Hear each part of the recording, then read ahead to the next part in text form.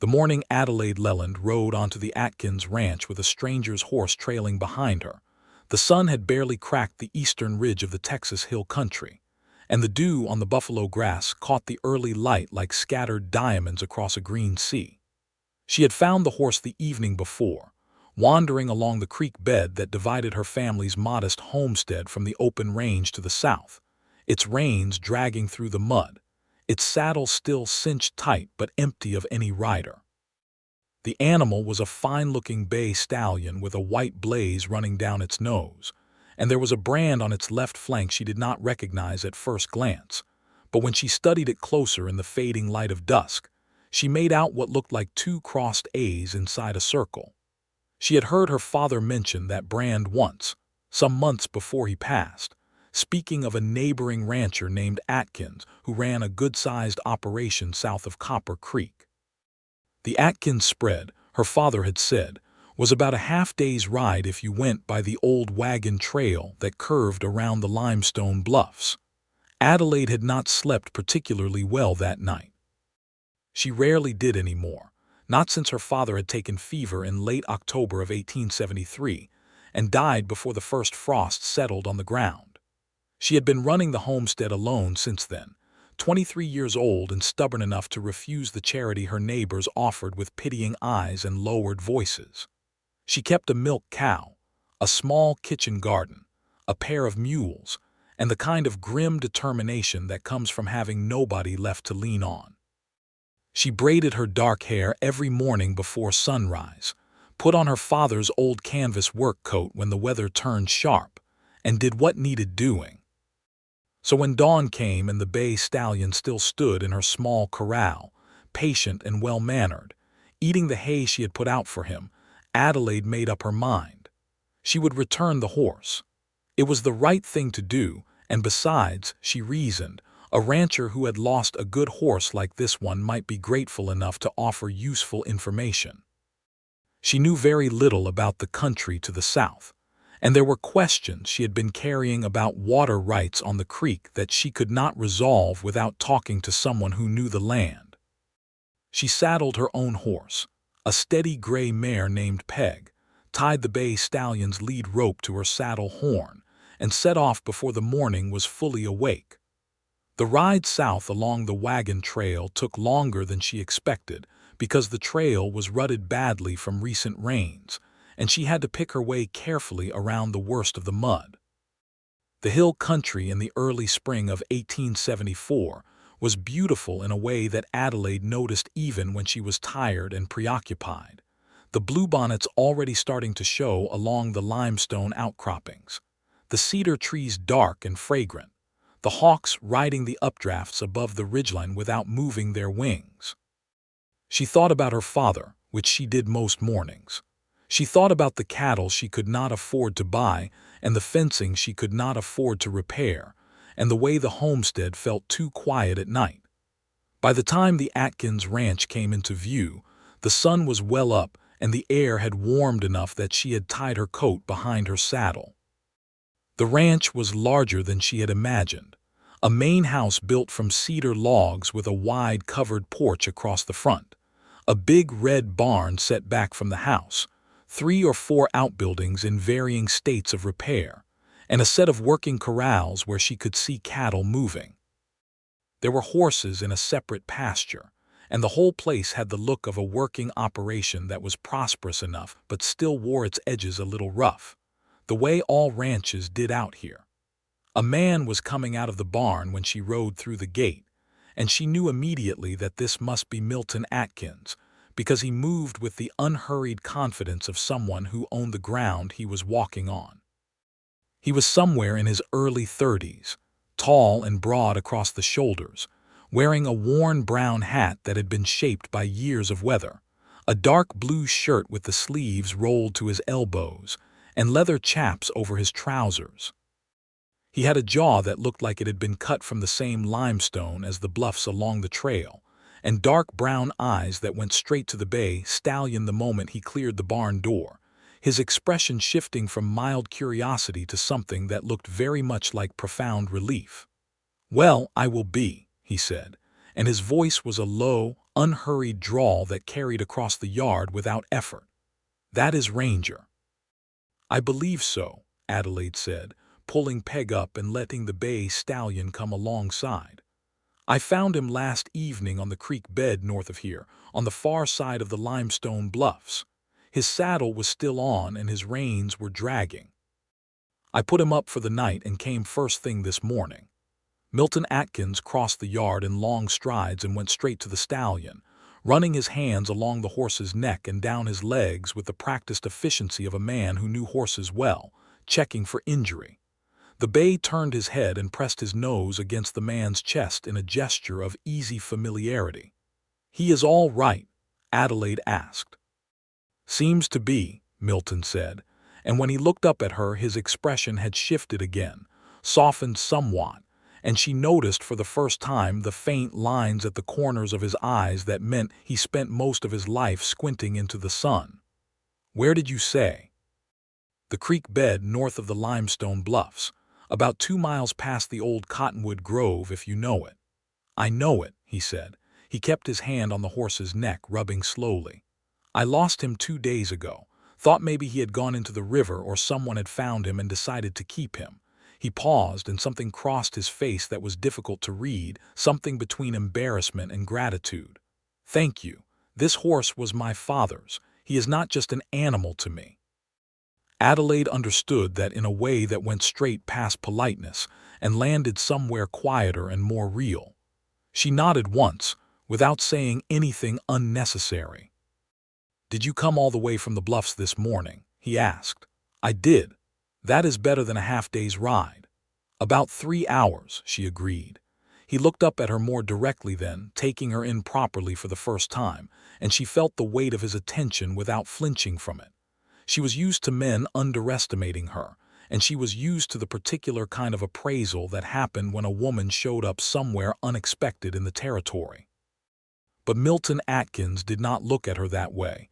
He looked at her the way a person looks at something they are genuinely trying to understand. "I am Milton Atkins," he said. "This is my ranch." "Adelaide Leland," she replied. "My homestead is north of here past the bluffs. My father was Thomas Leland." Recognition moved across his face.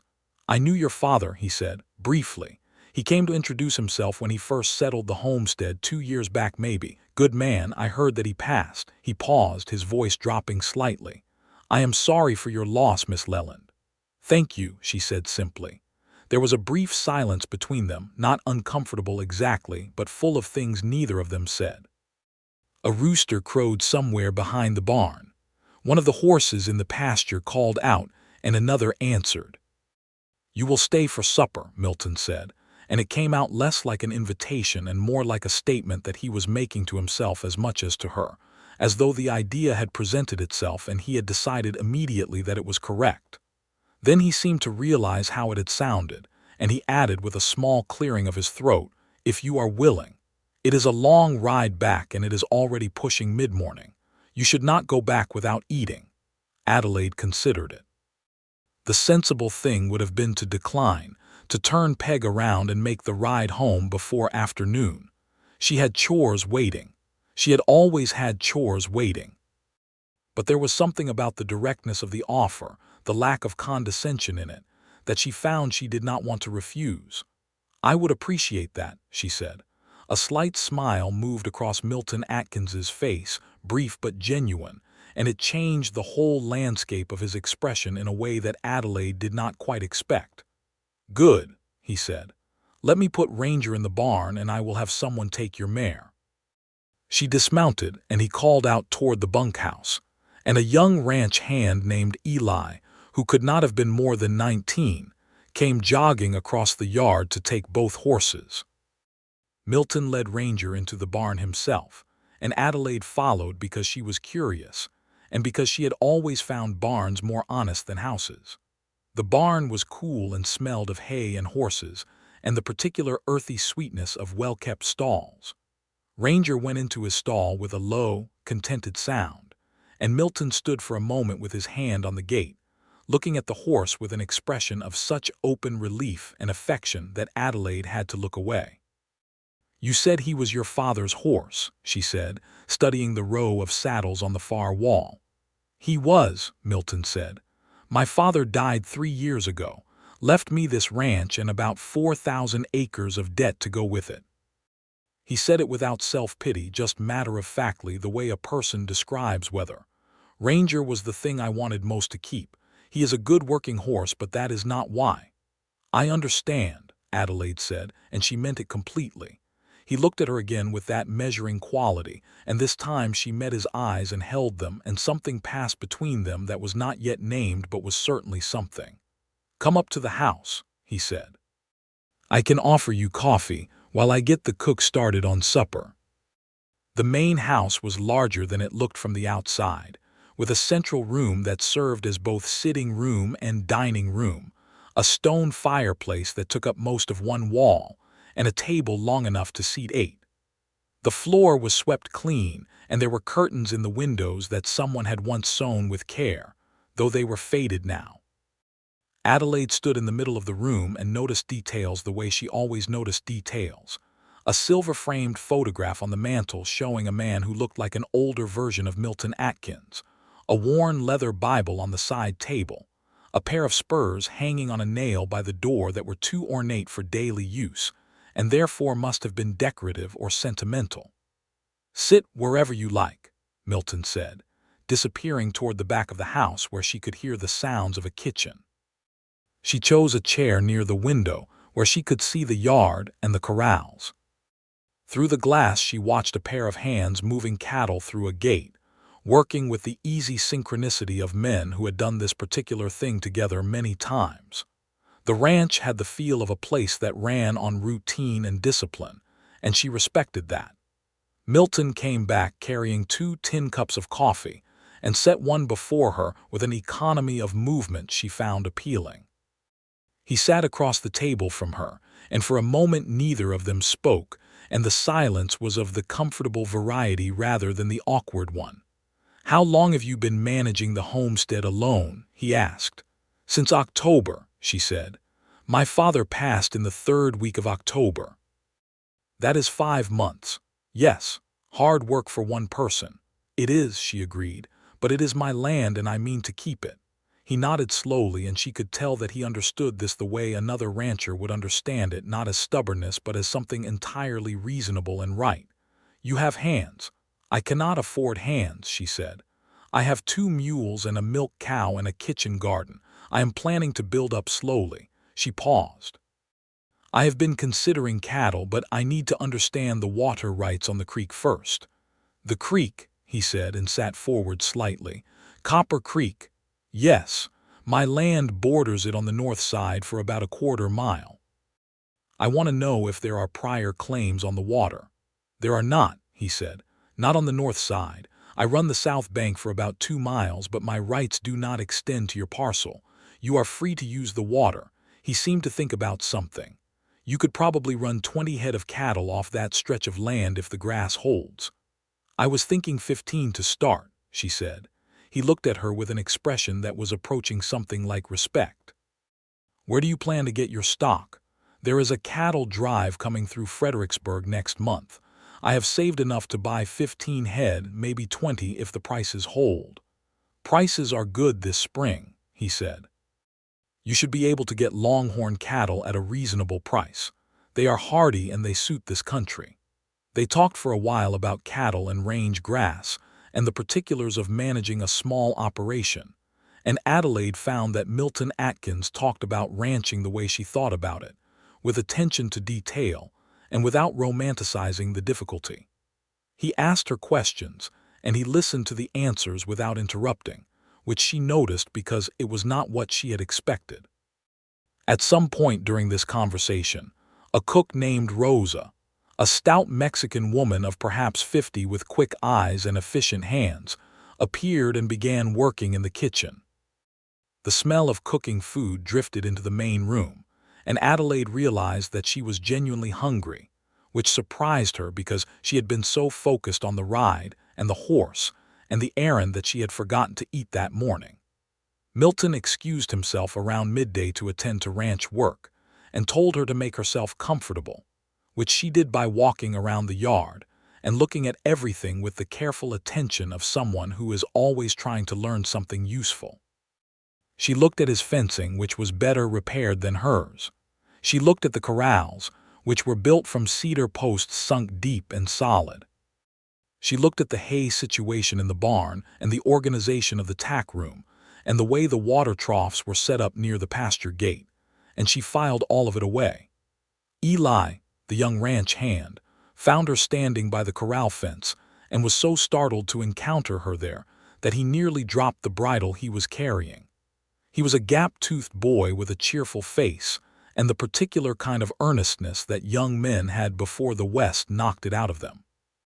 "Beg pardon, miss," he said, recovering. "Did you need anything?" "I am just looking," she said. "How long have you worked here?" "Going on 2 years," he said, and she could hear in his voice the pride of someone who had found a good situation and knew it. "Mr. Atkins is a fair man, pays on time and does not ask more than is reasonable." She nodded, storing this information alongside the rest.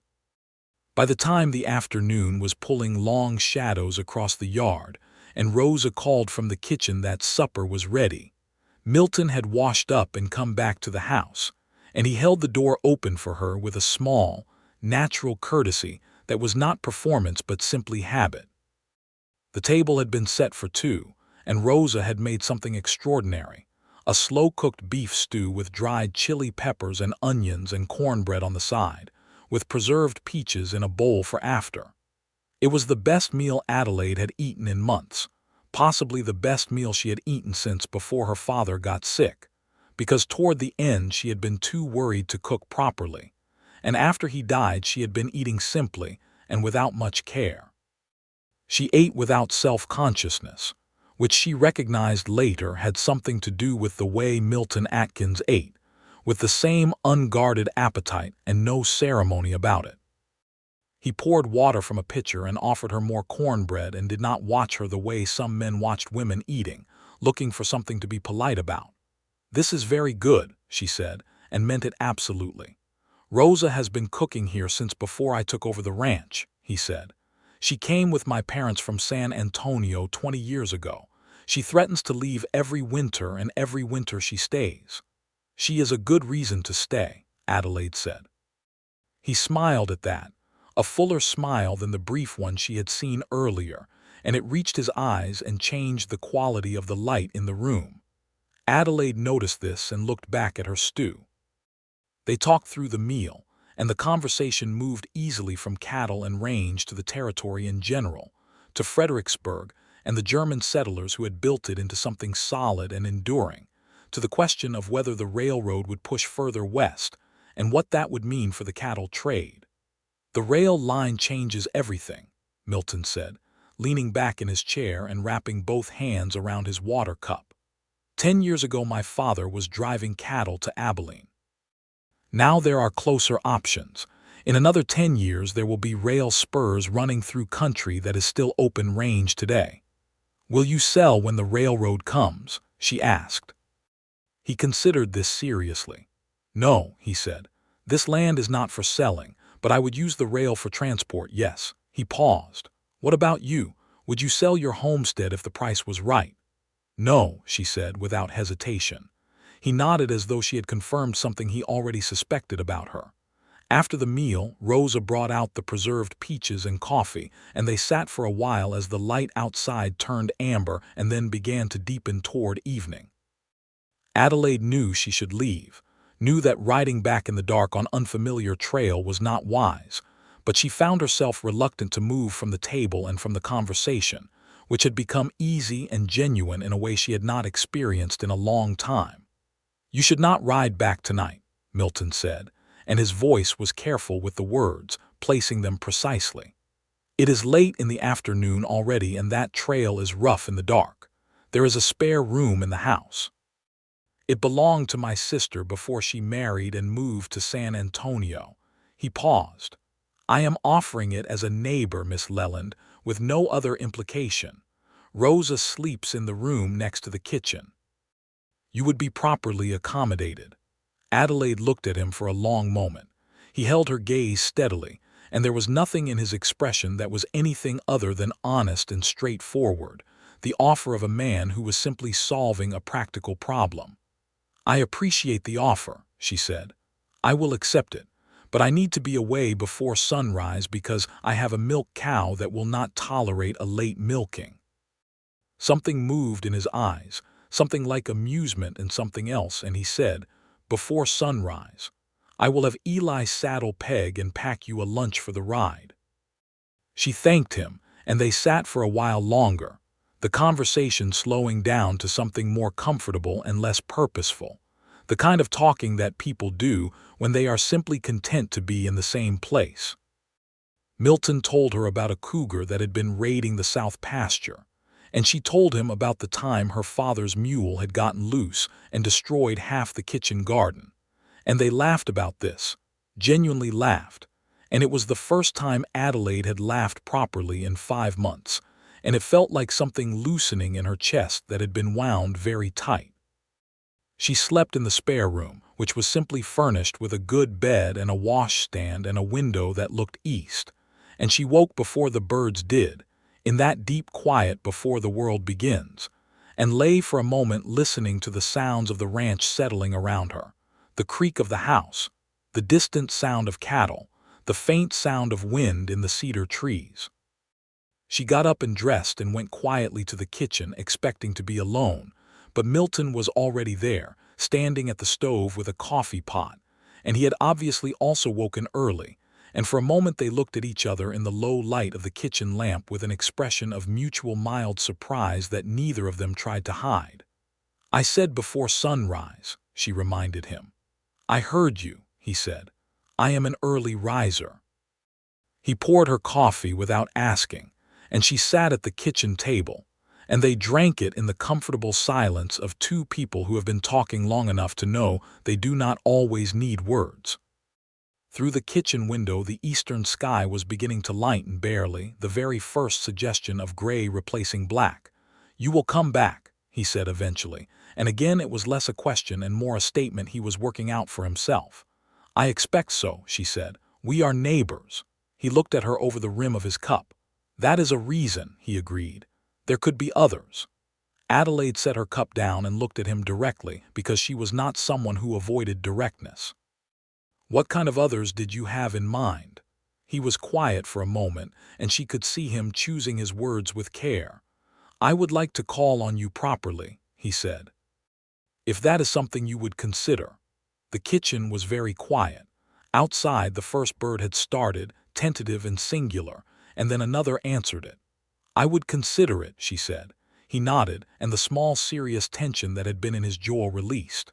"Good," he said. She rode home in the early morning light with a packed lunch tied to her saddle and the warmth of coffee in her stomach and something new and uncertain, and not entirely unwelcome turning over in her mind.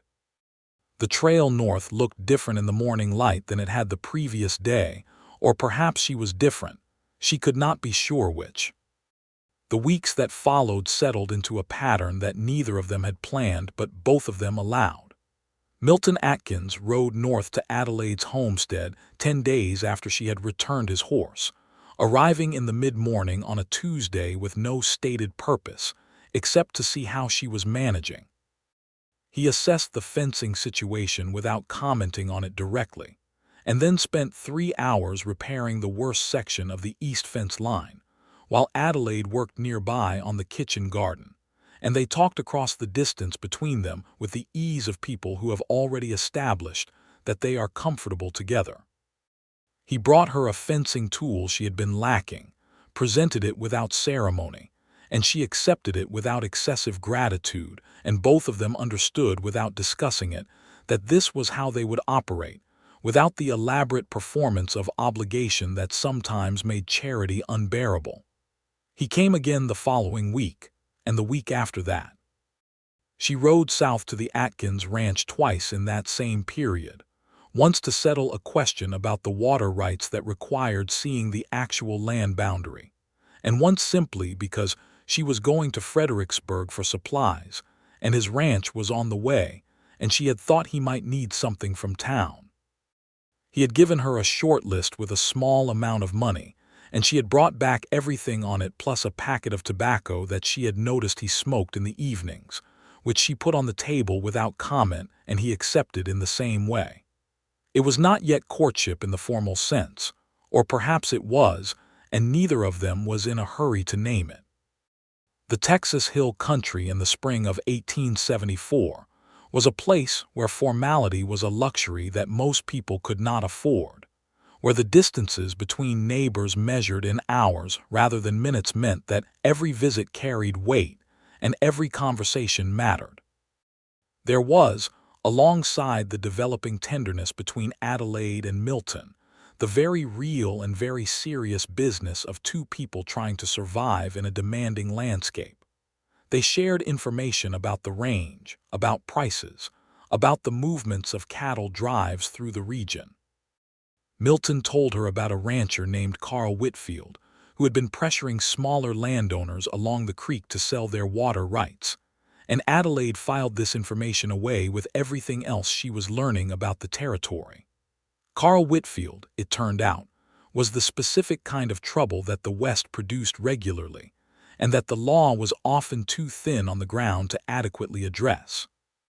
He ran a large spread east of Fredericksburg, and he had been expanding it by various means, some legitimate and some that occupied a gray area that local law enforcement was apparently content to ignore.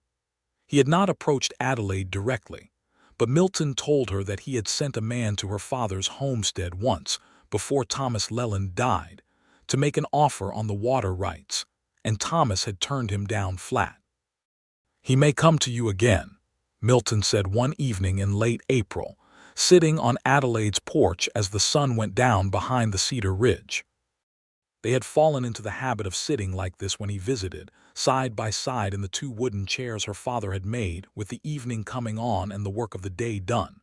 "He is welcome to come," she said. "He will get the same answer my father gave him." "He is not a man who takes no for an answer easily," Milton said. She looked at him. "Are you worried about me?" He looked back at her steadily. "Yes," he said without qualification. The simple directness of it moved through her like a current. "I can manage," she said. "I know you can," he said. "That does not mean I am not worried." She thought about this for a moment. Below the ridge the first evening stars were appearing, faint and scattered, and the air smelled of juniper and warm earth. "I appreciate it," she said finally. "Your worry." He nodded once, and they sat for a while longer in the quiet that had become one of her favorite things about his company, the fact that it was genuinely quiet, not the silence of someone who had run out of things to say, but the silence of someone who was content.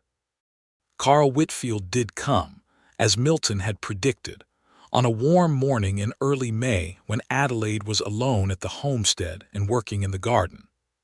He came with two riders at his back and a manner of expansive, confident cheerfulness that she recognized immediately as the manner of a man who expected to get what he wanted because he usually did. He was about 50, broad-bodied, wearing a good coat that was too heavy for the weather but that was clearly intended to communicate prosperity. His horse was an expensive gray. "Miss Leland," he said, pulling up at the garden gate. "Carl Whitfield.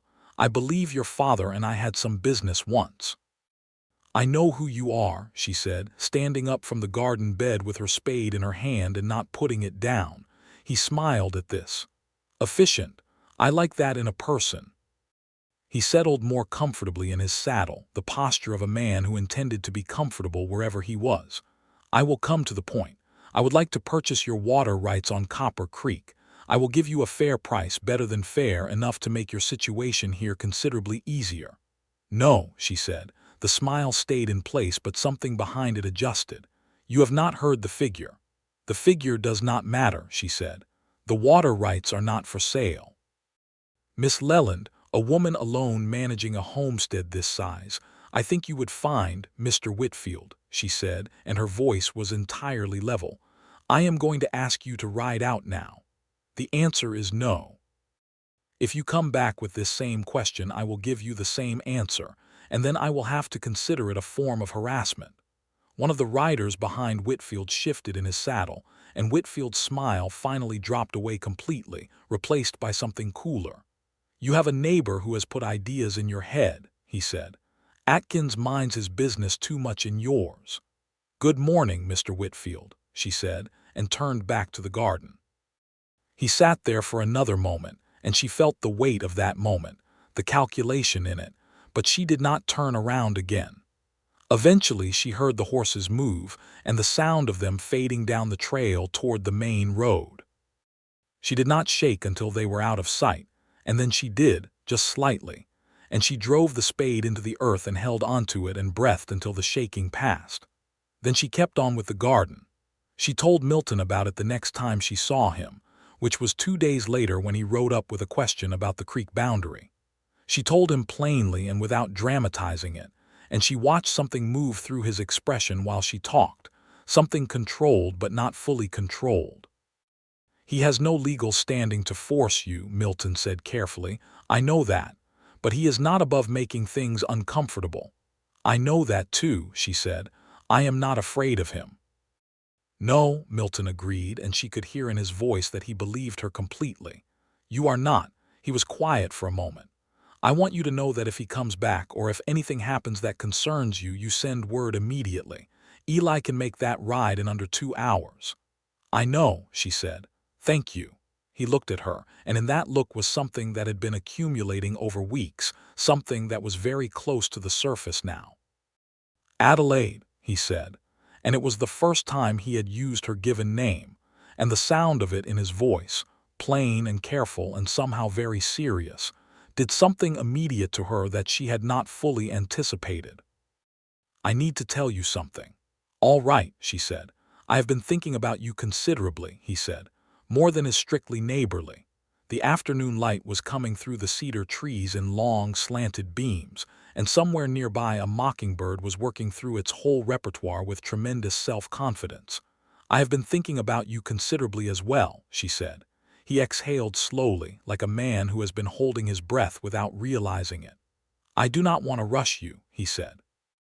"I understand you have been alone in a difficult situation, and I would not want you to feel that what I am about to say is in any way a response to your circumstances." "Say it," she said quietly. "I am falling in love with you," he said. "I do not know exactly when it started. Possibly when you sat across my table and told me you were going to buy 15 head of cattle and then corrected me when I suggested 20 and said you were thinking 15 to start, as though you already had a plan for the next 5 years and were simply executing it. I think it started then." He paused. "I want to court you properly, with the intention of asking you to be my wife, when the time is right and when you are ready, if you are ever ready." The mockingbird continued its performance somewhere in the cedar trees and did not care about any of this. Adelaide looked at Milton Atkins, this solid, serious, careful man who had spent weeks showing her who he was through action rather than declaration, and she felt something settle inside her that had been unsettled for a long time. "I think," she said slowly, "that would be acceptable." He made a sound that was almost a laugh, low and surprised. "Acceptable," he repeated. "Very acceptable," she amended, and the smile that came to her face then was the kind of smile she had not produced in so long that she had forgotten what it felt like. He reached across the small distance between them and took her hand, and she let him, and they stood like that for a moment in the afternoon light, while the mockingbird kept singing, and the creek ran cold over the limestone below the ridge, and the hill country spread out around them in every direction, enormous and indifferent and extraordinarily beautiful. Over the weeks that followed, the courtship unfolded with the same practical and genuine quality that had characterized everything between them from the beginning. Milton rode north twice a week when the work allowed, and Adelaide rode south every second Sunday, and they talked and worked and ate together, and the conversation between them deepened steadily, becoming something neither of them had had before, the particular intimacy of being truly known by another person. She learned things about him that filled out the picture she had been assembling. He had grown up on this ranch, the only son of parents who had built it from raw land, and he had spent 3 years before his father died working drives north because the ranch needed cash money, and that was how to get it. He had been engaged once, briefly, to a woman in San Antonio whose family had decided that ranching country was too rough and too far from civilization, and she had married a banker instead. He spoke of this without bitterness, only with the philosophical acceptance of a man who had concluded that it had all worked out correctly in the end. She told him things in return that she had not spoken to anyone. She told him about her mother, who had died when Adelaide was 11 of a fever that passed through their town in Arkansas like a visitation, and about how her father had never fully recovered from that loss but had carried it quietly and with dignity and had done his best. She told him about the decision to come west, which had been her father's idea but which she had embraced completely because she had been looking for something large and demanding and real, and the West had provided that. She told him about the loneliness of the past 5 months, not with self-pity but with honesty, the way that certain evenings had been so quiet that the silence felt physical, and how she had sometimes talked to Peg just to hear a voice, even her own. Milton listened to all of this with the full weight of his attention, and when she was finished he said simply, "You are not alone anymore." It was such a plain and simple thing to say, and she felt it in every part of her. The question of Carl Whitfield did not go away, because men like Carl Whitfield did not go away when they were told no. In late May, Adelaide discovered that the section of fence along the southeast corner of her property had been cut, not by accident but deliberately, and 3 of the cattle she had purchased at the Fredericksburg Drive were missing. She could not prove who had done it, and the county sheriff in Fredericksburg was a man who seemed to consider Whitfield's affairs to be outside his jurisdiction in some vague but persistent way. She rode to the Atkins ranch and told Milton about it, and he was quiet in that way he had when he was very angry, a stillness that was somehow more intense than noise would have been. "He is testing you," Milton said. "He is making a mistake," she said. "Yes," Milton agreed. "He is." Milton rode with her to see the county sheriff himself the following day, not because Adelaide needed him to speak for her, but because 2 voices were harder to dismiss than one, and because Milton Atkins had lived in this county long enough to have a certain standing that could not be entirely ignored. The sheriff, a man named Donald Pryor who wore his badge with the air of someone who had found it more decorative than functional, listened to their account and made vague sounds about investigation and did nothing that anyone could observe. But something else happened that proved more useful. Milton spoke to the other small ranchers and homesteaders in the county, people who had been quietly suffering under Whitfield's pressure for years, and he encouraged them to begin documenting their grievances formally, because there was a federal land commissioner coming through the territory in the fall, and a pattern of documented complaints would carry significantly more weight than individual voices. This was the kind of steady, organized response that Adelaide found deeply admirable, not dramatic or violent but methodical and effective, the way a man who had been running a complicated operation for years thought about problems. The missing cattle did not come back, but no more were taken, and the fence was repaired better than it had been before. Adelaide suspected that Whitfield had realized, when Milton Atkins began coordinating the neighboring landowners, that the easy prize he had imagined was going to be considerably more complicated, and he redirected his attention to easier targets for the time being. June came in hot and brilliant, the way Texas June always did, with thunderstorms in the afternoons that built up behind the western ridges and rolled through with tremendous drama and left the grass more green than it had any right to be in that country.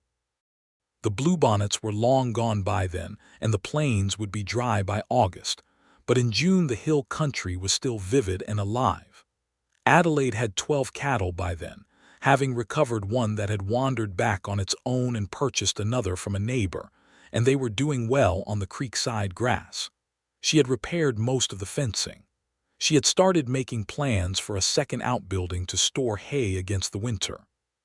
She was tired most evenings with the particular tiredness that comes from physical work well done, And she was also happier than she had been in a long time, and the two things existed together without contradiction. Milton came on a Thursday evening in the middle of June and brought Rosa, which was unexpected. Rosa was carrying a covered pot of something that smelled extraordinary, and she set it on Adelaide's stove with the authority of a woman who intends to cook in whatever kitchen she finds herself in. And then she and Adelaide cooked together while Milton sat at the kitchen table and tried to make himself useful, and was cheerfully ignored by both women.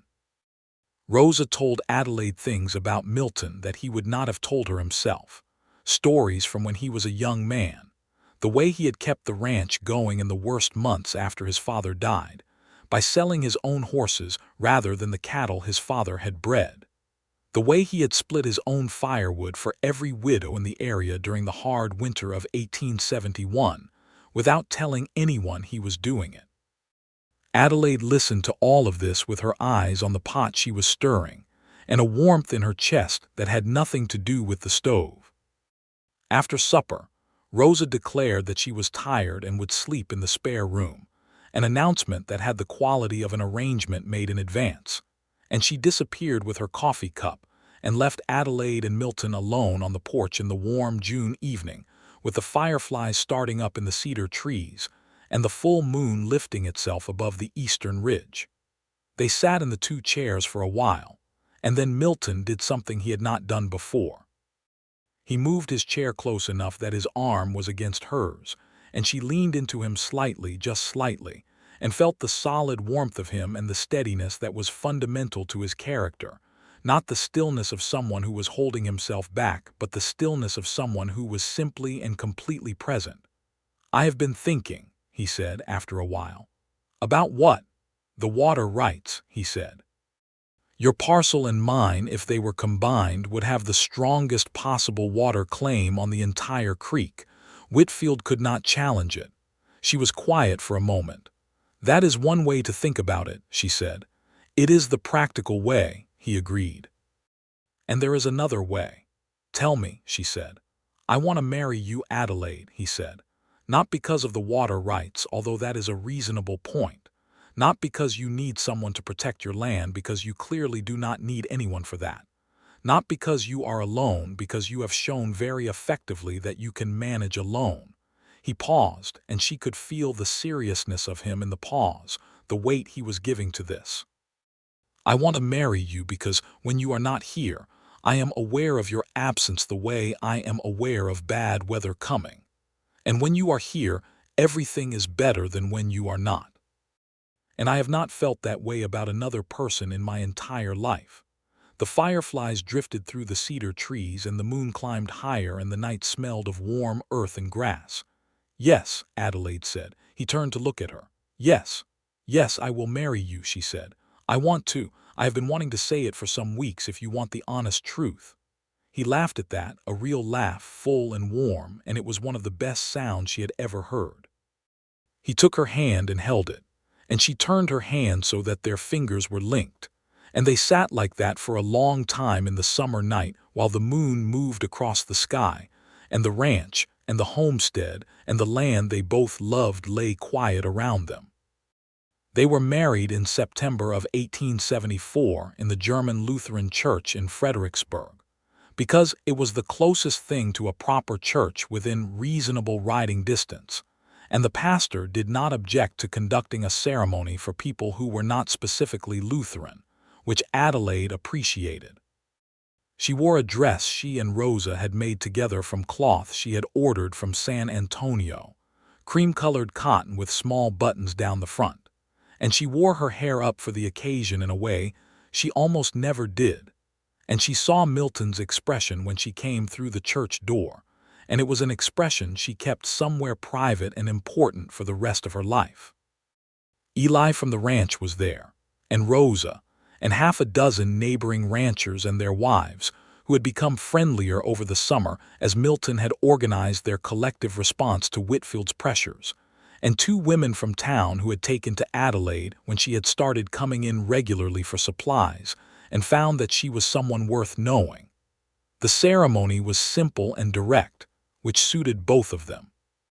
The pastor read from the Bible, and they said their vows, and Milton put a ring on her finger that had been his mother's, a plain gold band that Rosa had cleaned and polished until it shone, and Adelaide wore it as though she had always been meant to.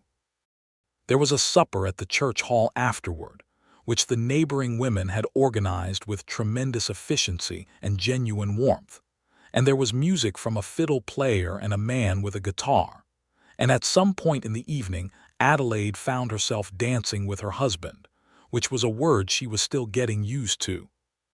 And the fiddle was playing something fast and happy, and Milton was not a particularly elegant dancer, but he was enthusiastic, and he kept her from stumbling, and they were both laughing by the end of it. They went back to the Atkins ranch, which was also now Adelaide's ranch. They had already settled the question of the homestead, which Adelaide would keep as additional land, running her cattle on it and using the buildings for hay storage. Legally, when they married, the property combined under Milton's name, which was the law of the territory, and which Adelaide accepted with clear eyes because she understood the legal reality of 1874 without pretending it was something other than what it was. But between the two of them, and in every practical sense, it was theirs together, and Milton never referred to any part of it as his in a way that excluded her. The first year of marriage was a full one. The Atkins ranch, expanded now by the addition of Adelaide's land and her cattle, was running well. Adelaide threw herself into the work of the combined operation with the same organized intensity she had brought to her homestead, and she and Milton developed a way of dividing the labor that played to their respective strengths, and that evolved naturally out of the conversations they had already been having for months. He managed the cattle operation and the range work.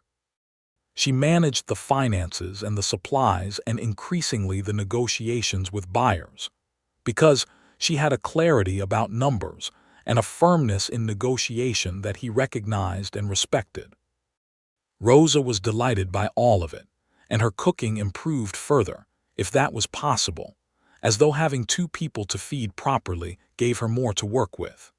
She and Adelaide developed a friendship that operated through the medium of cooking and practical wisdom, Rosa teaching Adelaide the particular techniques of the border country cuisine that had always been on the Atkins table, Adelaide sharing things she had learned from her father and from her years of managing alone. In February of 1875, the Federal Land Commissioner came through the territory and reviewed the documented complaints that Milton had helped compile. Carl Whitfield was investigated and found to have been operating with considerably more legal creativity than the law permitted in matters of land and water rights. He was not prosecuted because prosecution was difficult and expensive, and the territory's legal infrastructure was still inconsistent. But the commissioner issued a formal ruling on the water rights of Copper Creek that was unambiguous, and that was recorded in the county offices, and this effectively ended Whitfield's ability to pressure the smaller landowners. He sold off 2 sections of his eastern spread the following year, and appeared to redirect his energies toward a cattle operation in New Mexico. The morning that Adelaide read the commissioner's ruling in the Fredericksburg newspaper, she sat at the kitchen table with her coffee and read it twice, and then set it down and said nothing for a long moment. Satisfied, Milton asked from across the table. "Very," she said, and folded the paper precisely and put it aside. He watched her with the particular expression he had developed over their months together, the one that meant he was enjoying her specifically, enjoying the way her mind worked, and the way she held herself, and the way she was the person she was. She had learned to recognize this expression, and it still did something to her every time. By the spring of 1875, Adelaide was expecting their first child, a fact she told Milton on a Tuesday morning in April while they were both eating breakfast and neither of them had anywhere particular to be for the next few minutes. She simply said it plainly, looking at him across the table, and his face did something she had never seen it do. It broke open. She could not think of another way to describe it, all that habitual steadiness giving way briefly to something so purely joyful that it was almost difficult to look at directly. He got up from the table and came around to her, and held her with both arms with a care that was new, a particular gentleness. And she pressed her face against his shoulder, and felt the happiness in him through the whole of his body, and let herself be held for a moment before telling him that she had work to do, and he could not stand there forever. And he laughed and held her for another moment anyway. Rosa, when she was told, wept with what appeared to be satisfaction, as though she had personally arranged this outcome through sheer force of will, and then immediately began discussing which room in the house would make the best nursery, and what the child would need to eat once it was old enough to eat, skipping over a considerable amount of intervening time with the confidence of someone who had given this significant prior thought. The pregnancy was straightforward, which Adelaide approached with the same practical attitude she brought to everything else, making adjustments where needed and refusing to be treated as though illness had overtaken her. She continued to manage the ranch accounts and to ride, though she moved to shorter rides as the summer advanced and the pregnancy became more obvious. Milton watched her with a careful attention that she found both endearing and occasionally excessive, and she told him this, and he agreed and then continued to watch her carefully anyway, which she found she could not actually object to as seriously as she pretended to. In late November of 1875, their son was born. They named him Thomas, for Adelaide's father, and they gave him Milton as a middle name, and he arrived in the early morning with the help of a midwife from Fredericksburg, who had made the ride in the dark of the night before, and who was competent and calm, and everything a person needed a midwife to be. The birth was not easy in the way that first births are often not easy, and Milton spent several hours in the main room being quietly desperate in a way that Rosa managed by giving him work to do, sending him for water and wood and anything else she could think of, which he did with tremendous willingness. When the midwife finally opened the bedroom door and told him he had a son and that his wife was well, Milton Atkins, who had driven cattle 500 miles, who had kept a ranch alive through drought and debt, who had stood unmoved in the face of a man like Carl Whitfield, sat down in the closest chair and was briefly unable to speak, which Rosa observed with the quiet triumph of someone who had always known exactly who he was underneath all that steadiness. Adelaide had Thomas in her arms when Milton came into the room, and she looked up at him, and the smile she gave him then was unlike any smile she had shown him before, wide and exhausted and incandescent, and he came and sat on the edge of the bed and looked at his son with an expression of wondering disbelief. "He is very small," he said. "He will get larger," Adelaide said. "They do." Thomas did get larger. He grew in the way that children in the West grew, fast and curious and physical, accustomed from his earliest awareness to the sounds and smells and rhythms of a working ranch. He had his father's dark eyes and his mother's directness, and by the time he was old enough to walk, he was already trying to follow anyone who would let him to wherever the work was happening. Adelaide watched her son grow and felt the particular satisfaction of someone who is building something that will outlast them. The ranch and the land and the family that was becoming real and solid and permanent in ways that she had not dared to imagine in those long, quiet months after her father died. The years moved forward with the particular pace of years that are full of work and life and love. The ranch grew steadily, not dramatically but with the consistent forward movement of a well-managed operation. Milton added acreage to the east when a neighboring property came up for sale in 1877, and Adelaide managed the negotiations with the seller because she was better at it. They hired 2 additional hands, making 4 total with Eli, who had become a fixture of the place, and who was now 23 and responsible and the closest thing to family that either of them had outside of each other. Adelaide's homestead land was fully integrated into the operation by 1876, and the buildings her father had built were repaired and made useful.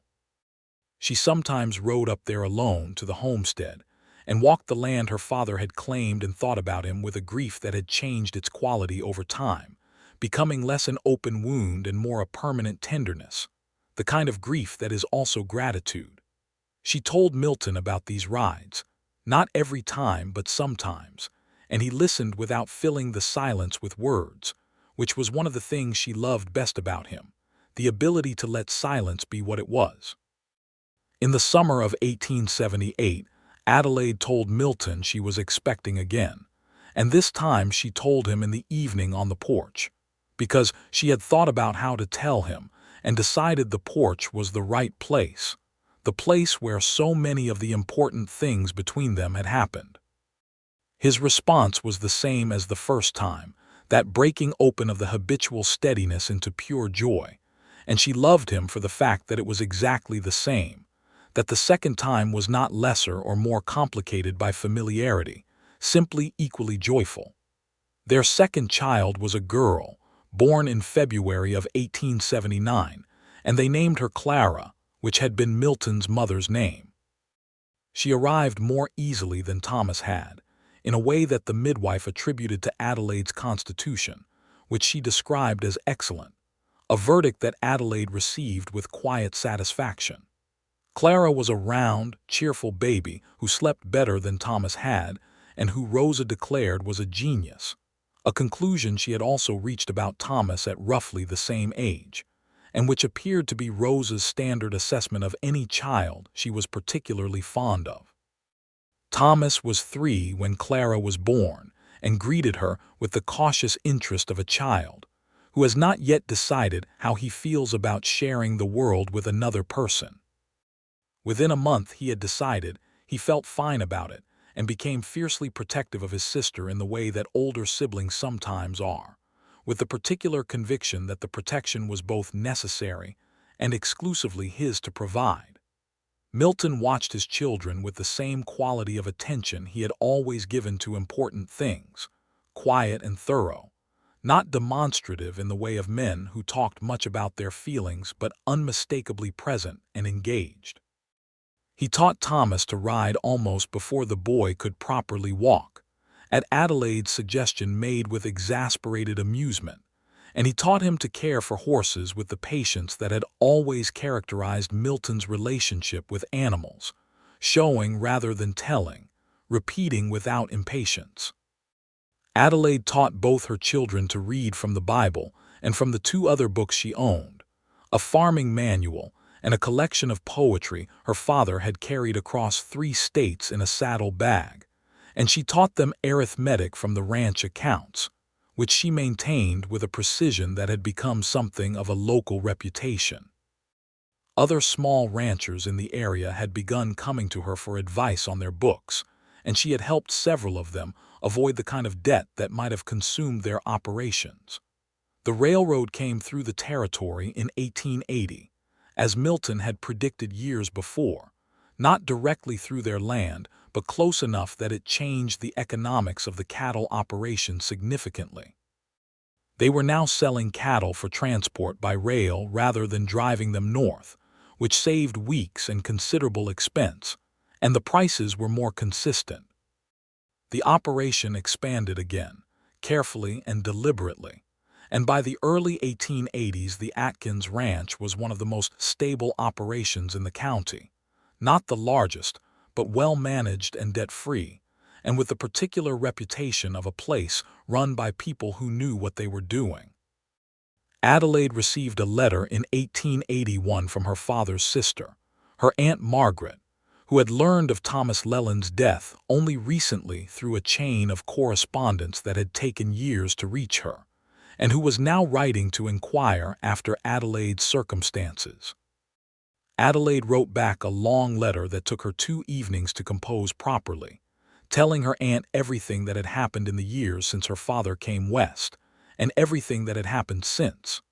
The letter she received in reply was full of tearful gratitude and genuine affection, and a correspondence developed between them that became a regular thing, letters traveling between Texas and Arkansas with the news of their respective lives. She read portions of her aunt's letters to Milton in the evenings, and he had the same quality of interest in the people they described that he brought to most things, real and particular rather than polite. He suggested, after a year of this correspondence, that perhaps Adelaide's aunt might like to visit, and Adelaide wrote the invitation and Margaret wrote back that she would come in the spring of 1882, and she did. Margaret Leland was 60 years old and had the same dark eyes as Adelaide and the same quality of seeing things directly and without unnecessary decoration. She came on the train to the nearest station, and Eli drove the wagon to collect her, and she arrived at the ranch in the late afternoon of a warm spring day and looked at everything with the bright, assessing attention of someone who is adjusting their mental picture rapidly. She embraced Adelaide for a long time without speaking. Then she pulled back and looked at her niece's face and said, "You look well. You look better than well." "I am happy," Adelaide said simply. Margaret looked at her for another moment and said, "Good." She stayed 3 weeks, which were some of the most entertaining weeks the ranch had seen, because Margaret Leland had opinions about everything and expressed them freely and with humor, and she and Milton developed within 2 days a relationship of mutual respect and cheerful argument that delighted Adelaide to observe. Margaret played with Thomas and Clara with the ease of a woman who had always been naturally good with children, and Thomas in particular decided that his great-aunt was one of the finest people he had ever encountered, a judgment he maintained consistently throughout her visit. When Margaret left to go back to Arkansas, she held Adelaide again on the porch for a long time and said, against her hair, "Your father would have been so pleased. He would have loved this, all of this." "I know," Adelaide said. "I think about that. You built it," Margaret said. "You and that steady husband of yours, you built all of it." After Margaret's wagon had disappeared down the trail toward town, Adelaide stood on the porch for a while in the afternoon light and felt the truth of that, the particular satisfaction of a life that had been built deliberately out of difficult material, and she was grateful for it in a way that went very deep. Milton found her still standing on the porch when he came up from the barn, and he came and stood behind her and put both arms around her from behind, and she leaned back against him in the way she had learned to do over 8 years of marriage, with her full weight and without reservation. "All right," he said quietly. "Very all right," she said. The children grew, and the ranch continued to thrive, and the years moved forward into the 1880s with the particular texture of years that are well-lived.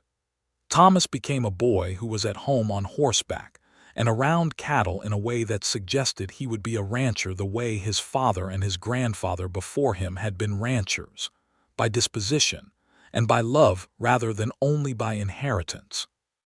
Clara, who was quicker with books and with numbers than her brother, showed Adelaide's own quality of mind, that precision and directness, and there were mornings when Adelaide looked at her daughter bent over the accounts at the kitchen table and felt a complex and overwhelming emotion that she could only describe as recognition. In the summer of 1883, Eli announced that he was getting married.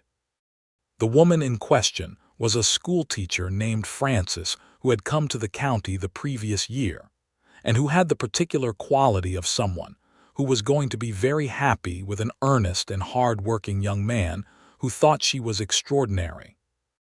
Milton gave Eli a section of the pasture land east of the main ranch as a wedding gift, enough for a small operation of his own, and Adelaide organized the wedding supper with Rosa and the neighboring women, and it was a fine occasion that the county remembered for years primarily because Rosa had made 3 kinds of cake. Milton and Adelaide attended the wedding together and sat side by side through the ceremony, and at some point during the vows, Milton took her hand without looking at her, just reached across and took it, and she felt in that gesture everything that had been between them since the beginning, every conversation on the porch and every morning in the kitchen, and every hard season they had come through together, and every ordinary, extraordinary day of building the life they had built. She squeezed his hand, and he squeezed back, and neither of them looked at the other, and neither of them needed to. The fall of 1883 brought good rains and good prices, and the quiet satisfaction of a year that had been well managed. The accounts that Adelaide reviewed in October showed the operation in the strongest position it had been in since she had taken over the bookkeeping, and she presented the figures to Milton at the kitchen table one evening, while Thomas did his school work at the other end, and Clara had already been put to bed. Milton looked at the figures with care, turning the pages she had prepared, and when he set them down he looked at her with that expression she knew, the one that was both admiring and amused by her specifically. "You know," he said, "when you rode into this yard with Ranger on a lead rope 9 years ago, I did not know what to make of you." "What did you think?" she asked. "I thought you were the most interesting thing that had happened to this ranch in a considerable time," he said. "I thought you were someone I needed to understand better, and then I thought you were someone I very much wanted to not go away." Thomas looked up from his schoolwork. "Are you talking about how you met?" he said, with the tolerant skepticism of a 9-year-old who has heard some version of this story before. "I am," Milton said. "You found Ranger," Thomas said to Adelaide, with the authority of someone who knows the relevant facts. "He was wandering by the creek," she said. "Your father had lost him and I brought him home." "And then he asked you to stay for supper," Thomas said, with the tone of someone completing a formula. "And then he asked me to stay for supper," Adelaide agreed. Thomas nodded as though this confirmed something important and returned to his arithmetic. Milton looked at Adelaide across the table, and the smile between them was the kind that belongs to people who have built something real together and know it. The winter of 1883 was cold but not brutal, the kind of winter the hill country sometimes provided as a kind of mercy after a summer that had stretched into September with hard heat. There was ice on the water troughs 3 mornings in December, and one brief snowfall that dusted the cedar trees and delighted Clara, who had seen snow only once before, and treated this occurrence with tremendous seriousness, insisting on going outside before breakfast to examine it properly. Milton built up the fire every evening and Adelaide knitted beside it, a skill she had taught herself out of necessity in the first winter after her father died, and that she now pursued with a certain pleasure, the socks and scarves and small things for the children accumulating in a basket beside the fire. Rosa sat with them sometimes in the evenings, working on her own mending, and the 4 of them, Rosa and Milton and Adelaide and Thomas when he was awake late enough, occupied the main room with the comfortable density of people who know each other well and are content in the knowing. Clara at 4 was a creature of absolute personality, with opinions about her clothing and her food, and the order of her daily routines that she expressed with a conviction that Milton found absolutely hilarious, and that Adelaide recognized in herself, with the particular amusement of seeing one's own qualities reflected in a small and unfiltered version. She had her father's dark eyes and her mother's firm jaw, and she was going to be a formidable person, which both of her parents understood already. In the spring of 1884, Thomas was given a horse of his own, a young gelding that Milton had selected carefully, and the morning of this presentation was one of those mornings that collected themselves in Adelaide's memory as essential. Thomas stood in the corral with the horse, which was a solid brown animal with a patient eye, and his face was something between disbelief and pure joy, and Milton stood at the fence next to Adelaide, and they watched their son together with the particular happiness of parents who have managed to give a child exactly the right thing. "He looks like you at that age," Adelaide said. "You did not know me at that age," Milton pointed out. "I can imagine," she said. He put his arm around her and she leaned against him, and they watched Thomas move around the horse with the careful respect his father had taught him. And the morning was warm, and the cedar trees smelled strong, and the bluebonnets were already showing along the fence line, purple and vivid against the limestone. The federal land commissioners' ruling from 1875 had held firm through the intervening years, and Copper Creek ran undisputed through both sections of their land, providing water for cattle on both the original Atkins Range and what had been Adelaide's homestead. The land itself was in better condition than it had been in 1874, because they had been careful with it, rotating the cattle across sections to let the grass recover, maintaining the water infrastructure, not overstocking. Milton had always understood this intuitively, and Adelaide had brought the same practical logic to it that she brought to the accounts, and between them the land had been managed as though it needed to last, because it did. Adelaide rode the property boundary once a year, a habit she had started in her first year of marriage and had continued, because she found it useful to see the whole of it regularly, to know the condition of the fences and the water and the grass. She sometimes did this ride alone, and sometimes with Milton, and occasionally, in recent years, with Thomas riding alongside her on his gelding, learning the land the way she had learned it, by crossing it methodically and paying attention. On one such ride in the fall of 1884, she and Thomas stopped at the limestone bluff that overlooked Copper Creek on the north side, the place where Adelaide had found Ranger 10 years before, wandering with his empty saddle and his reins dragging through the mud. The creek was running clear and cold below them, and the cedars on the far bank were dark and fragrant in the afternoon air. "This is where you found Ranger?" Thomas asked. "Just down there," Adelaide said, pointing to the creek bed below the bluff. "He was standing in the shallow water, not injured, just lost." Thomas studied the creek with the seriousness he brought to geography. "And then you took him to the ranch. I kept him overnight and took him south the next morning." "And that is when you met Papa." "That is when I met your father," she agreed. Thomas was quiet for a moment, looking at the creek. "What was he like?" he asked, "when you first saw him?" Adelaide thought about this honestly. "He was like he is now," she said. "Steady, direct. He cared about that horse more than he wanted to show, but he showed it anyway." She paused. "He was someone I wanted to understand better." Thomas absorbed this. "Is that how you know if you love someone?" he asked, with the earnest philosophical curiosity of a 10-year-old trying to map the world's operating principles. "It is one way," she said. "When you want to keep knowing someone, when knowing them makes everything around you more real rather than less." Thomas considered this. "I think I understand," he said, with a gravity that made her want to smile. "You have time," she told him. They rode back along the ridge as the afternoon light went golden and long across the grass, and the ranch came into view below them. The main house with its wide porch, the big barn, the corrals, the outbuildings, and the particular shape of it, all against the hill country sky that Adelaide had carried in her mind for 10 years now, that had become her specific picture of home. She saw Milton coming out of the barn below, and she saw him look up and see them on the ridge, and raise his hand in the simple gesture that meant, "I see you. You are welcome. Come home." She raised her hand in return, and felt something so full and particular in her chest that she had to breathe through it for a moment before she could urge Peg forward. 10 years from a bay horse wandering along a creek bed to this, the land and the children and the man below who was watching her ride toward him with his hand shading his eyes against the afternoon sun.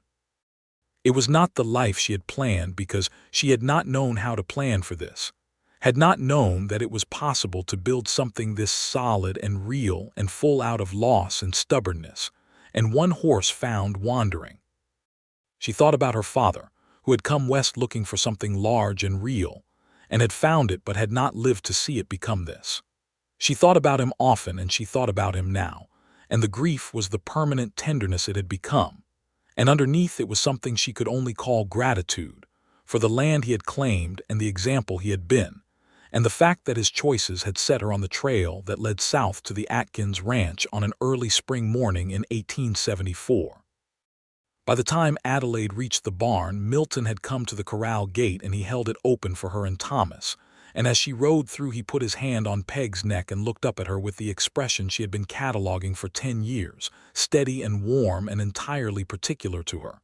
"Good ride," he said. "Very good," she said. "We went up to the bluff." "I could see you from the barn," he said. "You were a long time up there." "We were talking," she said. Thomas had already dismounted, and was leading his gelding to the water trough, with the responsible care of a boy who has learned that horses come before any other consideration. Milton watched him for a moment with the expression of quiet pride that was one of the things Adelaide loved best about him, the unguarded quality of it. "Come inside when you are done with the horses," Adelaide said to Thomas. "Rosa will have supper ready soon." She dismounted, and Milton was there to take Peg's reins, and for a moment they stood close together in the late afternoon light of the corral, and she put her hand against his jaw in a gesture that had become one of their private language, a simple touch that meant 100 things at once. He covered her hand with his and held it there for a moment. "Good day," he said quietly. "A very good day," she said. They ate supper together in the long room with the stone fireplace, the four of them, Rosa and Milton and Adelaide and the children, and the food was good, and the conversation moved between them with the ease of long familiarity. Thomas full of something he had learned about the north pasture fence that he needed to tell his father, Clara with a complicated story about something that had happened with her cat, and the evening outside going dark, and the lamp on the table making a warm circle of light that contained all of them.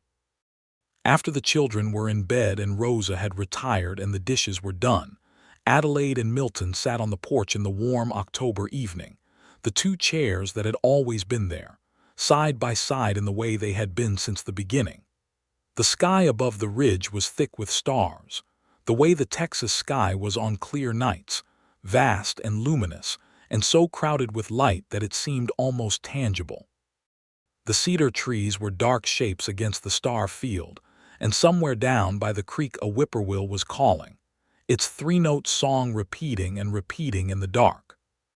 Adelaide had her hands in her lap and Milton's arm was against hers, and she was thinking about the conversation with Thomas at the bluff, about how she had explained it, the wanting to keep knowing someone, and she was thinking that she had been right. That was how it still was after 10 years. She still wanted to keep knowing him, still found that knowing him made everything around her more real rather than less. "I have been thinking," she said. "Tell me," he said. 10 years ago I rode into your yard with your father's horse," she said, "and you asked me to stay for supper." "I did," he agreed. "That was a good decision," she said. He was quiet for a moment and she could feel him smiling in the dark without needing to see it. "Which one?" he said. "Mine or yours?" "Both," she said. "Both of them." He reached across and took her hand the way he always did, with the full and simple certainty of someone who is exactly where he intends to be, and she held on in return, and the whippoorwill called in the dark below the ridge, and the stars turned slowly overhead, and the ranch lay quiet around them, their land and their children and their life, solid and real and built to last. It was, she thought, and she thought it without irony or qualification, everything. It was simply and completely everything she had not known to want until she found it, and now she could not imagine the shape of the world without it.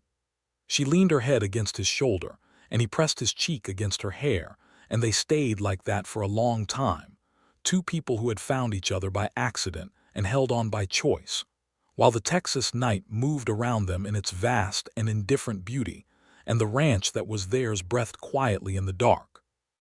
In the spring following, when the bluebonnets came back along the limestone fence line, and the creek ran high with the winter's snowmelt, Adelaide planted a new section of kitchen garden in the ground east of the house, a larger section than she had kept before, because Clara was old enough now to learn gardening properly, and had expressed a serious interest that Adelaide intended to honor.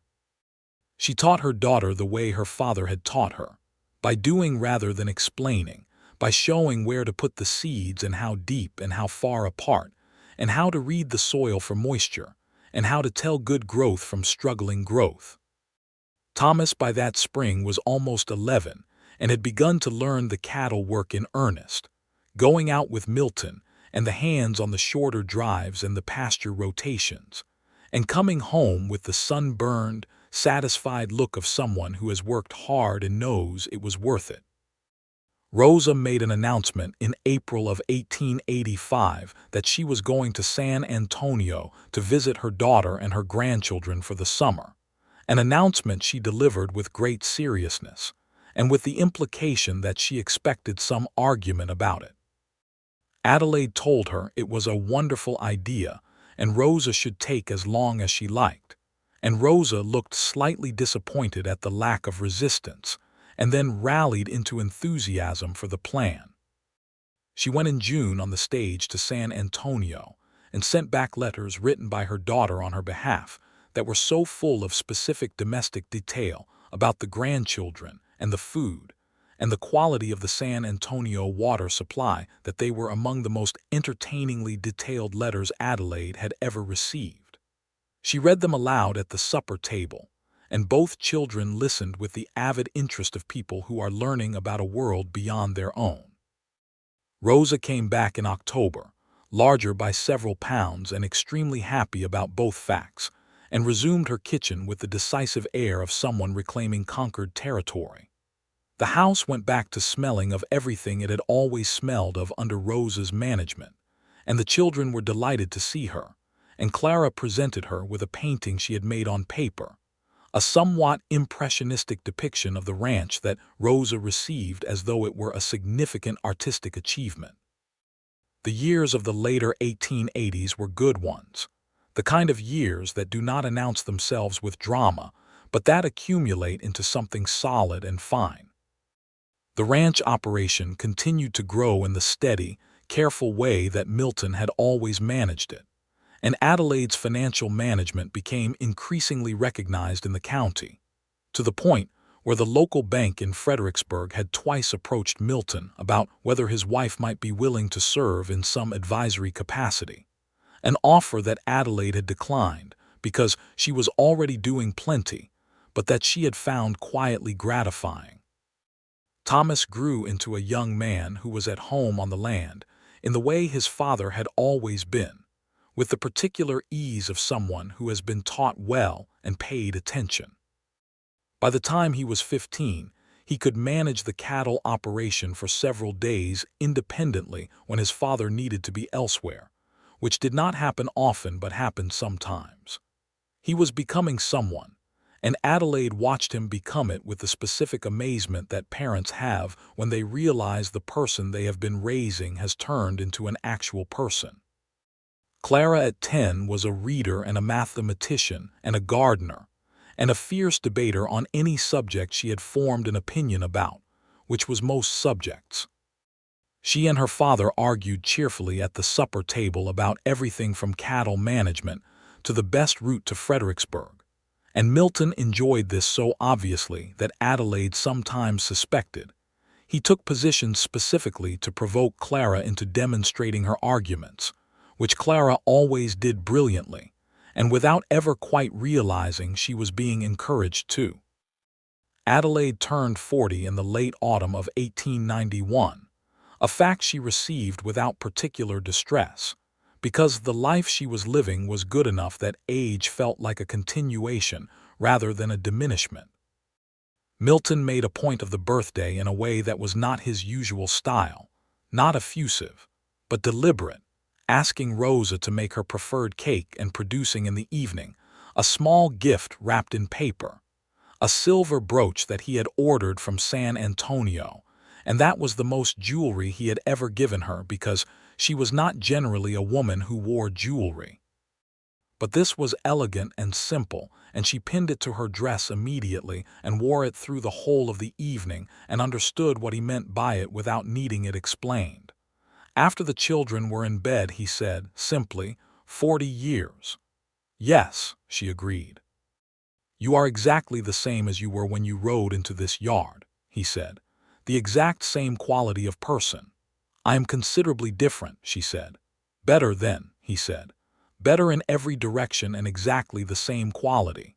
She held his hand and felt the truth of what he was trying to say, that the essential thing about her, the thing that had made him want to keep her at the table when she came to return his horse, was still there and still the thing that mattered most to him. You are the best thing that came from that horse getting loose, she told him. He laughed at that, and it was the same laugh it had always been, full and warm and real, and she had never once stopped finding it one of the finest sounds available to her. The Atkins Ranch in the early 1890s stood on land that had been carefully tended for 20 years, and that showed it. The grass managed, and the water maintained, and the buildings kept in good repair, and the operation running with the consistent efficiency of something built to last and managed by people who understood that the land was not simply a resource but a responsibility. Adelaide had continued to manage the accounts with the same precision and had continued to advise neighboring operations when asked. And the reputation of the ranch in the county was of the particular kind that money cannot purchase, the reputation of a place run honestly and well. Eli and his wife Frances had 3 children of their own by then, and Eli's small operation east of the main ranch had grown into something solid and good. And the relationship between the 2 families was one of the durable kind, built on years of mutual respect and shared work, and the particular affection that comes from having been present at each other's important moments. In the fall of 1893, Thomas, now 19, announced that he intended to go to the university in Austin, which was a decision that surprised no one who had been paying attention to the direction of his mind over the previous several years. He wanted to study agricultural science, a field that was just beginning to develop in ways that would have practical application to ranching, and he argued his case at the kitchen table with the systematic clarity that he had learned from his mother and the conviction that he had learned from his father, and both parents listened to him seriously and then agreed that it was exactly the right thing for him to do. He went south to Austin in January of 1894 on the train, and the day Adelaide watched him go was one of those days that asked something specific of her, that required her to hold 2 things at once: the grief of watching a child leave and the pride of watching a person go toward the life that was right for them. She managed this the way she managed most difficult things, by feeling it fully and then getting on with what needed doing. Milton stood beside her on the platform and said nothing, which was exactly right. Clara, at 14, was the last child at home, and the dynamic of the household shifted in the way it always does when a family changes shape. She was a more constant companion to her mother in Thomas's absence, and the 2 of them worked and talked and argued amiably, and the weeks had a particular warmth to them in Thomas's absence, something that was not the same as when he had been there, but was also good in its own way.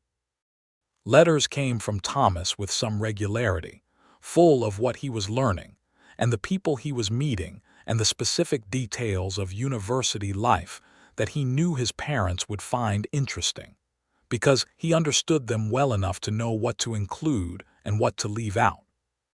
Adelaide answered every letter within 2 days of receiving it, and kept the correspondence with the same organized care she kept everything. The years moved into the middle of the 1890s, and the ranch continued, and Adelaide and Milton continued, and the particular quality of their life together settled into the deep and abundant satisfaction of something long and well built. On a morning in the spring of 1895, Adelaide walked the property boundary alone, as she did once a year, starting from the northeast corner and going clockwise around the whole of it. The original Atkins land and the Leland homestead combined into one continuous piece of well-tended country. She was 44 years old, and the walk took most of the morning, and she felt good through all of it, the familiar pleasure of moving across land she knew in every detail. She stopped at the limestone bluff above Copper Creek, as she always did. The creek was running with spring water, clear and cold, and the cedar trees on the far bank were dark and sweet-smelling, and the bluebonnets were out along the limestone, vivid purple against the pale stone. Below the bluff, at the edge of the water, the exact spot where a bay stallion with a white blaze had stood 21 years ago with his empty saddle and his trailing reins. She stood there for a long time in the warm spring morning looking at the creek. She thought about the woman she had been when she first stood at this creek, 23 years old and alone and stubborn and frightened in a way she would not have admitted, looking at a horse that had given her an errand and an excuse to ride south toward a man she did not yet know. She was not that woman anymore, or she was that woman plus everything that had happened since, which was a great deal. She was 44 years old and the mother of 2 children, and the wife of a man she loved with the deep and specific certainty of someone who has loved the same person for more than 20 years, and found that the love has not worn down but deepened, the way a trail deepens with use into something inevitable and permanent. She turned away from the creek eventually and walked back toward the ranch, and as she came over the last ridge, she could see the whole of it below her, the main house and the barn and the corrals, and she could see Milton at the fence of the south corral doing something with the posts, and she could see Clara coming out of the garden with a basket, and the whole of it was hers in the way that things become yours when you have built them from the ground up and tended them for 20 years. She went down the ridge toward home. Milton saw her coming and straightened up from the fence post and watched her walk toward him with the same quality of attention he had always given her, particular and full, and when she reached the corral gate, he opened it for her with the automatic courtesy that was simply part of him, part of how he had always been. "How is the boundary?" he said. "Good," she said. "Everything is good." He looked at her with the expression she had been memorizing for 20 years, steady and warm and completely her husband. "You went to the bluff," he said. It was not a question. "I always go to the bluff," she said. "I know," he said. "You always come back from it looking like you have been thinking very seriously about something." "I have been thinking very seriously about something," she agreed. "About what?"